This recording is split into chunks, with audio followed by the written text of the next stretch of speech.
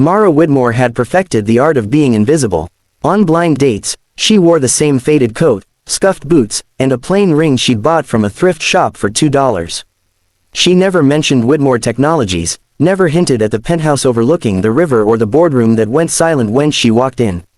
Instead, she told men she was between jobs, renting a tiny room, trying to figure things out. Most dates ended the same way. One man checked his phone every 2 minutes and vanished before the bill arrived. Another lectured her about poor choices, and suggested she should smile more if she wanted a man to take care of her. A third said, kindly but firmly, that he wasn't looking for baggage. Mara paid for her own coffee, thanked them, and went home alone. She told herself it didn't hurt. This was data, a test. She was a CEO, she believed in patterns, in filtering out noise. Somewhere out there was someone who wouldn't flinch at the idea of struggle, who wouldn't measure her worth in numbers. Then she matched with Daniel Reyes. His profile photo was simple. A tired smile, faint lines around the eyes, a little girl asleep on his shoulder. His bio said only, single dad, warehouse supervisor, loves pancakes and bad movies. Mara almost swiped past, too earnest, too real, but she didn't. They met at a small diner near the bus depot. The kind of place where the coffee was always hot and the floor always a little sticky. Mara arrived early, coat zipped, ring on her finger, rehearsing her familiar story. Daniel came in 10 minutes late, breathless. Sorry, he said, babysitter ran late. No problem, Mara replied. She meant it. They ordered pancakes. Daniel insisted on splitting the plate. Saves money, he said with a sheepish grin. She waited for the flicker of embarrassment, the apology. It never came. So, he asked, pouring syrup carefully, what do you do? I'm between things, she said. Money's tight. Daniel nodded. Been there. Still there. Some days. That was it. No judgment. No awkward pause. She watched him closely as the meal went on. She mentioned a landlord raising rent. He grimaced in sympathy. She joked about living on instant noodles. He laughed and told her his daughter once tried to make fancy ramen with ketchup and cheese. When the check came, Daniel reached for it without hesitation. I've got this, he said. You don't have to, Mara replied, genuinely curious. I know, he said. But I want to. Outside, the evening air was cool. Buses hissed and groaned nearby. Can I walk you? He asked. It's just a few blocks. I know. They walked anyway. At the corner, Mara stopped. This was usually where it ended.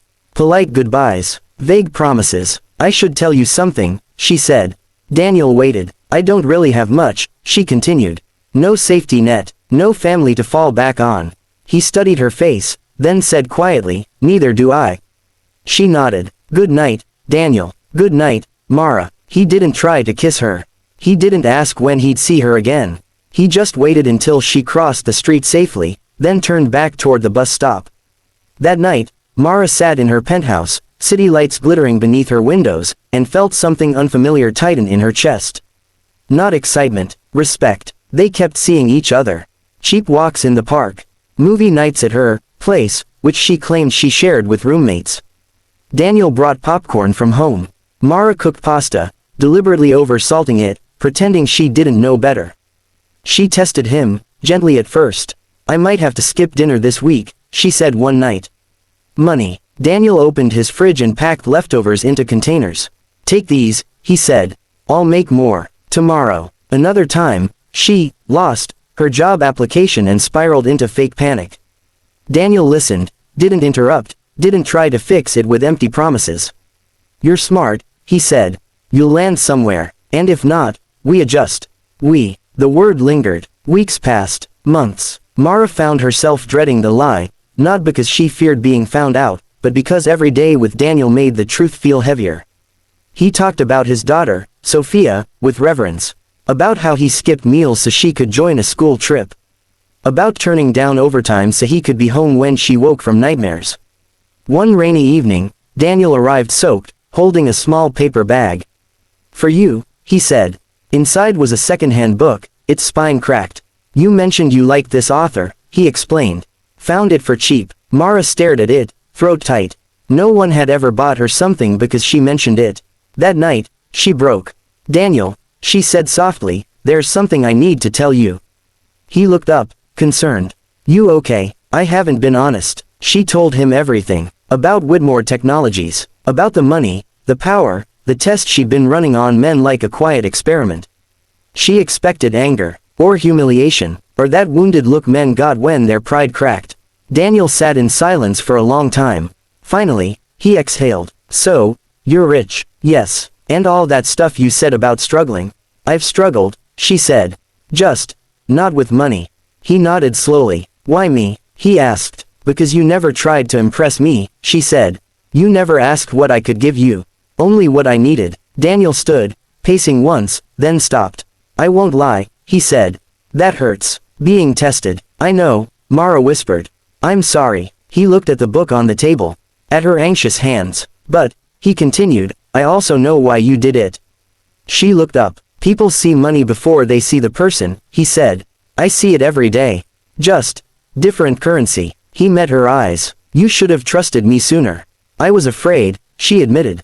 That if you knew, you'd change. Daniel smiled sadly. I'm still me. So am I, she said. He reached for her hand. Then maybe, he said, we start again. No tests. No pretending. Tears slid down Mara's cheeks as she nodded. Months later, Mara watched Daniel from the sidelines of a school playground as he lifted Sophia onto his shoulders, her laughter ringing bright and free. He looked over and caught Mara's eye, smiling, not impressed, not intimidated. Just happy. For the first time in her life, Mara knew the test she'd been hiding wasn't about money at all. It was about kindness, and the only man who passed it had nothing, except everything that mattered.